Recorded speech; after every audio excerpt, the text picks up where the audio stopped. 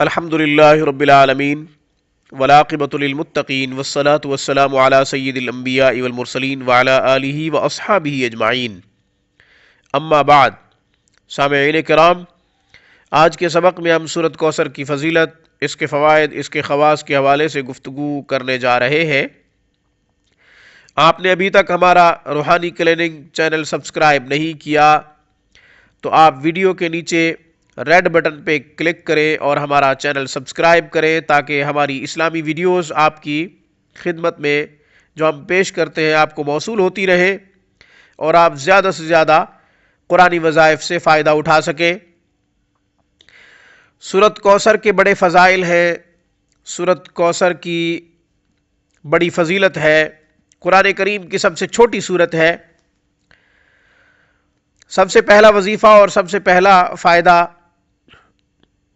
وہ یہ کہ جس کے سر میں درد ہو، نہ جا رہا ہو، دوائیاں لے چکی ہو پھر بھی کوئی فاقہ نہ ہو رہا ہو، 7 مرتبہ سورۃ کوثر پڑھے، ماتھے پہ ہاتھ رکھ کے انشاءاللہ سر کا درد جاتا رہے گا۔ روزانہ کی بنیاد پہ کوئی دوسرا شخص مریض کو دم کرے، انشاءاللہ سر کا درد جاتا رہے گا۔ دوسرا وظیفہ اس کا وہ یہ کہ آپ کو کسی دشمن نے تنگ کر رکھا ہو، نقصان پہنچانا چاہ رہا ہو، آپ اس کے ضرر اور اس کے خوف سے تنگ ہو، آپ کو پریشانی میں مبتلا کر کے رکھا ہو اس نے، تو آپ کو چاہیے کہ آپ بعد نماز عصر روزانہ کی بنیاد پہ 313 مرتبہ سورۃ کوثر پڑھیں، اول آخر 11 مرتبہ درود شریف۔ ان شانئک هو الابتر پر جب آپ پہنچے ہر دفعہ دشمن کا تصور کریں، جس دشمن نے آپ کو تنگ کر رکھا ہو، ناجائز کسی کے لیے نہ پڑھے، ذاتی دشمنی کی بنیاد پہ یہ وظیفہ کبھی استعمال نہ کرے، اس کے ذمہ دار آپ خود ہوں گے۔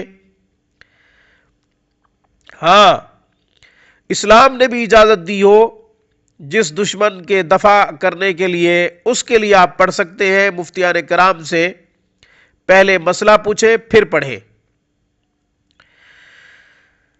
اس کے بعد اتنی بات عرض کرتا چلوں کہ یہ سورت اس وقت نازل کی گئی جب پیغمبر علیہ السلام جناب محمد الرسول اللہ صلی اللہ علیہ وسلم کے تینوں صاحبزادے قاسم، عبداللہ جن کے لقب طیب و طاہر، اور تیسرے بیٹے ابراہیم کا انتقال ہو گیا۔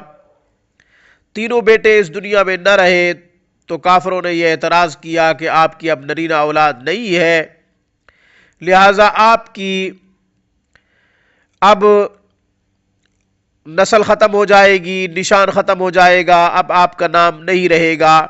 تو اللہ جل شانہ نے اپنے پیغمبر کو تسلی دی کہ میرے پیغمبر پریشان ہونے کی ضرورت نہیں، آپ کا دشمن بے نسل ہے، آپ کا دشمن بے نام و نشان ہے، آپ کے دشمن کا نشان مٹنے والا ہے، آپ پوری کائنات کے پیغمبر ہیں، آپ وجہ تخلیق کائنات ہیں۔ بہرحال یہ صورت اس وقت اتاری گئی جب کافروں نے اعتراض کیا، کافروں کے اعتراض کا جواب دیا گیا ہے۔ میں نے 3 وظائف بتا دیے، بلکہ تیسرا وظیفہ اب بتانے جا رہا ہوں۔ جو عورت کثرت حیض میں مبتلا ہو، مینسز زیادہ آتے ہو، روٹین سے زیادہ آتے ہو، تو اس کو چاہیے کہ 313 مرتبہ سورۃ کوثر بارش کے پانی پہ دم کرے، اول آخر 11 مرتبہ درود شریف۔ یہ اس وقت دم کرے جب ایام نہ ہو، یعنی حیض کے ایام سے پہلے دم کرے، پانی پہ دم کر کے رکھ دے۔ بارش کا پانی ہو تو الحمدللہ، ورنہ کسی بھی پانی پہ دم کر لے۔ یا پھر وہ عورت جو بیماری کے خون میں مبتلا ہو، استحاضہ کے خون میں مبتلا ہو، آپ اس عورت کے لیے بھی یہ سورت 313 مرتبہ بارش کے پانی پہ دم کرے، یا پھر کسی بھی پانی پہ دم کرے، یا وہ عورت خود دم کرے اور وہ پانی پیتی رہے روزانہ کی بنیاد پہ، انشاءاللہ بیماری جاتی رہے گی۔ بیماری کثرت حیض سے متعلق ہو یا پھر کثرت استحاضہ سے متعلق ہو، لکوریا کی بیماری ہو، 313 مرتبہ سورت کوثر پانی پہ دم کرے، اول آخر 11 مرتبہ درود شریف پانی پہ دم کرے اور روزانہ کی بنیاد پہ وہ عورت پیے، انشاءاللہ بیماریاں جاتی رہیں گی۔